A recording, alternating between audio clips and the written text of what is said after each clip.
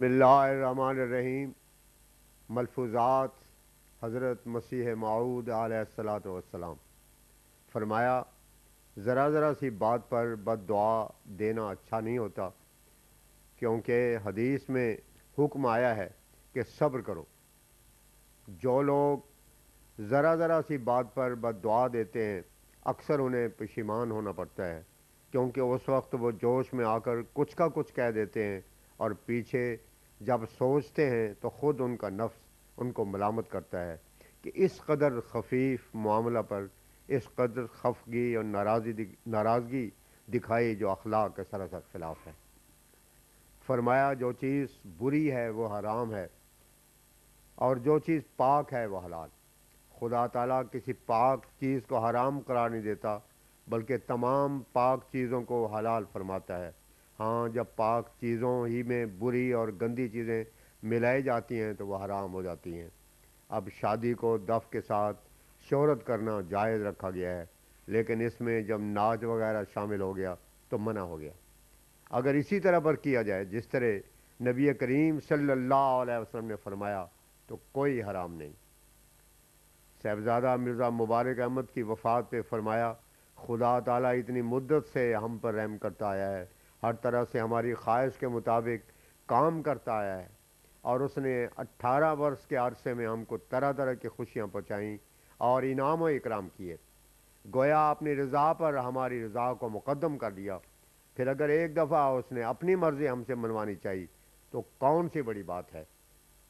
اگر ہم باوجود اس کے اس قدر احسانات کے پھر بھی جزا فضا اور واویلا کریں تو ہمارے جیسا احسان فراموش کوئی نہ ہوگا۔ اور پھر اس نے تو پہلے ہی اطلاع دے دی تھی کہ یہ جلد فوت ہو جائے گا، جیسا کہ تریاق القلوب میں لکھا ہے۔ تو اسے یہ کہ دوستی تو اسی کو کہتے ہیں کہ کچھ دوست کی باتیں مانی جاویں اور کچھ اس کو منوائی جاویں۔ یہ تو دوستی نہیں کہ اپنی ہی منواتے جانا، اور جب دوست کی بات ماننے کا وقت آئے تو برا منانا۔ پر جب کہ ہم نے خدا تعالیٰ سے تعلق کیا ہے تو چاہیے کہ کچھ اس کی مانیں اور کچھ اس سے منوائیں۔ جنگوں میں کام آنے والے نئے بیلون کا ذکر تھا، اور اس امر کا ذکر تھا کہ بعض انگریز اس تجویز میں ہیں کہ مریخ سیارے کے لوگوں سے باتیں کی جاویں۔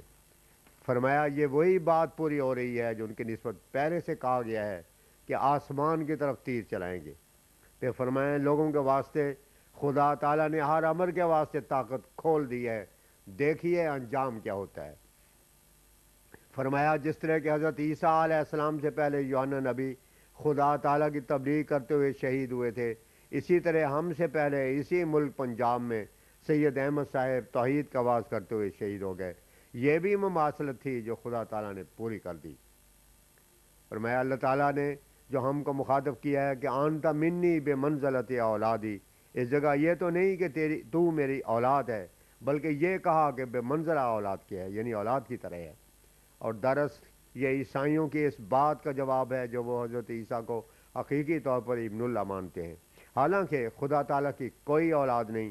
اور خدا تعالیٰ نے یہودیوں کے اس قول کا عام طور پر کوئی رد نہیں کیا جو کہتے تھے کہ نحن ابناء اللہ و احباؤہ، المائدہ آیت 19، بلکہ یہ ظاہر کیا کہ تم ان ناموں کے مستحق نہیں۔ دراصل یہ ایک محاورہ ہے کہ خدا تعالیٰ اپنے برگزیدوں کے حق میں اکرام کے طور پر ایسے الفاظ بولتا ہے، جیسے کہ حدیثوں میں ہے کہ میں اس کی آنکھ ہو جاتا ہوں اور میں اس کے ہاتھ ہو جاتا ہوں، اور جیسے کہ حدیثوں میں ہے کہ اے بندے، میں پیاسا تھا تو نے مجھے پانی نہ دیا، اور میں بھوکا تھا تو نے مجھے روٹی نہ دی۔ ایسے ہی تورات میں بھی لکھا ہے کہ یعقوب خدا کا فرزند بلکہ نخست زادہ ہے۔ سو یہ سب استعارے ہیں جو عام طور پر خدا تعالیٰ کی عام کتابوں میں پائے جاتے ہیں اور حدیث میں ہے، اور خدا تعالیٰ نے یہ الفاظ میرے حق میں اسی واسطے استعمال کیے ہیں کہ تاکہ عیسائیوں کا رد ہو، کیونکہ باوجود ان لفظوں کے میں کبھی ایسا دعویٰ نہیں کرتا کہ نعوذ باللہ میں خدا کا بیٹا ہوں، بلکہ ہم ایسا دعویٰ کرنا کفر سمجھتے ہیں۔ اور ایسے الفاظ جو انبیاء کے حق میں خدا تعالیٰ نے بولے ہیں، ان میں سب سے زیادہ اور سب سے بڑا عزت کا خطاب حضرت صلی اللہ علیہ وسلم کو فرمایا، قل یا عبادی، الزمر آیت 54، جس کے یہ معنی ہے کہ اے میرے بندو۔ اب ظاہر ہے کہ وہ لوگ خدا تعالیٰ کے بندے تھے، نہ کہ حضرت صلی اللہ علیہ وسلم کے بندے۔ اس فقرے سے ثابت ہوتا ہے کہ ایسے الفاظ کا اطلاق استعارے کے رنگ میں کہاں تک وسیع ہے۔ ابو سعید عرب صاحب جو حال میں کشمیر کے سیاحت سے واپس آئے ہیں، انہوں نے حضرت اقدس علیہ السلام کی خدمت میں عرض کی کہ کشمیر کے اندر عام لوگ تو اب تک حضرت عیسیٰ کی قبر کو پہلے کی طرح نبی صاحب کی قبر یا عیسیٰ کی قبر کہتے ہیں، مگر وہاں کے علماء جو اس سلسلہ احمدیہ کے حالات سے آگاہ ہو گئے ہیں، انہوں نے بسبب عداوت اب ایسا کہنا چھوڑ دیا ہے تاکہ اس فرقے کو مدد نہ ملے۔ اس پر حضرت اقدس نے فرمایا اب ان لوگوں کی ایسی کارروائیوں سے کیا بنتا ہے جبکہ پرانی کتابیں جو کشمیر میں اور دوسری جگہوں میں موجود ہیں، اور ایک عربی پرانی کتاب 1100 برس کی جو کسی فاضل شیعہ کی تصنیف ہے، اس میں یوز آصف کو شہزادہ نبی لکھا ہے اور اس کی قبر کشمیر میں بتلائی ہے، اور اس کا وقت بھی وہی لکھا ہے جو کہ حضرت عیسیٰ علیہ السلام کا وقت تھا۔ عیسائی بھی تو یہاں تک قائل ہو گئے ہیں کہ وہ حضرت عیسیٰ کا حواری تھا، اور اس کے نام پر سسلی میں ایک گرجا بھی بنا ہوا ہے، لیکن اب سوال یہ ہے کہ وہ حواری کون تھا جو شہزادہ بھی کہلایا اور نبی بھی کہلایا ہو؟ اس کا جواب عیسائی نہیں دے سکتے۔ ذکر ہوا کہ کشمیر میں ایک بڑا مولوی میر واعظ ہے جو پہلے اس سلسلے کے متعلق خاموش تھا، مگر جب سے مولوی عبداللہ صاحب نے اس کو مخاطب کر کے اشتہارات دیے وہ بھی اپنے بعد میں مخالفت کرنے لگا ہے۔ اس پہ حضور نے فرمایا اس معاملہ میں مولوی عبداللہ کی کارروائی درستی، مخالفت سے ڈرنا نہیں چاہیے بلکہ اسے فائدہ ہوتا ہے۔ یہی قدیم سے سنت چلی آتی ہے، جب کبھی کوئی نبی پیدا ہوتا ہے لوگ اس کی مخالفت شروع کر دیتے ہیں، سب و شتم سے کام لیتے ہیں۔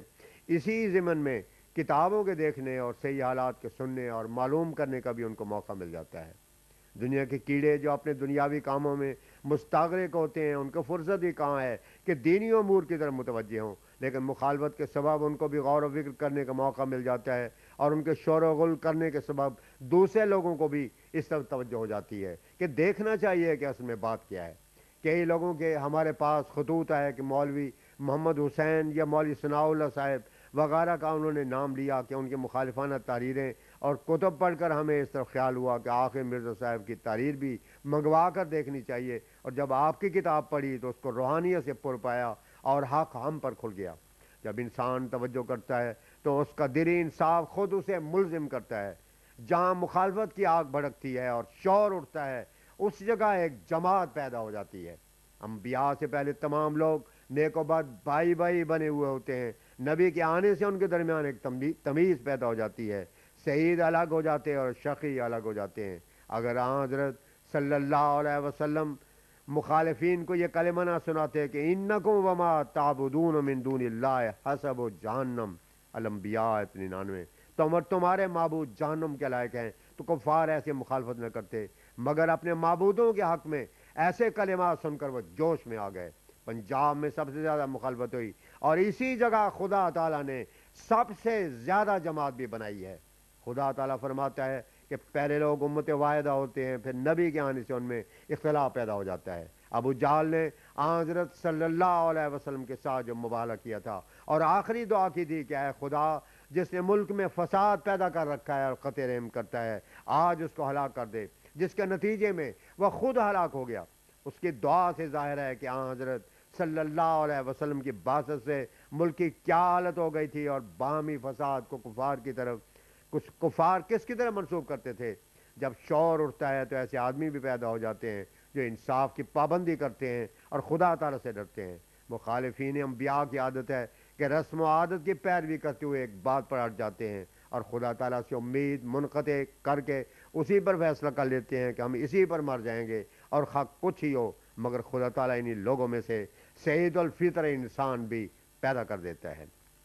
حضور کے مجلس میں ذکر آیا کہ بعض لوگ اعتراض کرتے ہیں کہ مرزا صاحب نے اپنی جماعت کا ایک الگ نام احمدی کیوں رکھ لیا ہے۔ حضرت اقدس نے فرمایا یہ نام تو صرف شناخت کے واسطے ہے، جیسے کہ مسلمانوں میں بہت سے فرقے ہیں، کوئی اپنے آپ کو حنفی کہتا ہے، کوئی شافی، کوئی اہل حدیث وغیرہ، چونکہ اس وقت حضرت صلی اللہ علیہ وسلم کے جمالی نام احمد کا ظہور ہو رہا ہے، اس واسطے جماعت کا نام احمدی ہوا، اور یہ نام اسی زمانہ اور اسی جماعت کے واسطے مقدر تھا۔ اس سے پہلے اگرچہ بعض ایسے آدمی ہوئے جو کسی جماعت کے امام بنے اور ان کے نام میں احمد کا لفظ تھا، مگر کبھی خدا تعالیٰ نے کسی جماعت کا نام احمدی نہ ہونے دیا۔ مثلا امام احمد بن حنبل تھے، ان کی جماعت حنبلی کہلائی۔ سید احمد بریلوی تھے تو ان کی جماعت مجاہدین کہلائی۔ سید احمد علی گڑھ تھے تو ان کے ہم خیال نیچری کہلائے. علی حاضر القیاس اور کسی کا نام کبھی آمد ہی نہیں ہوا.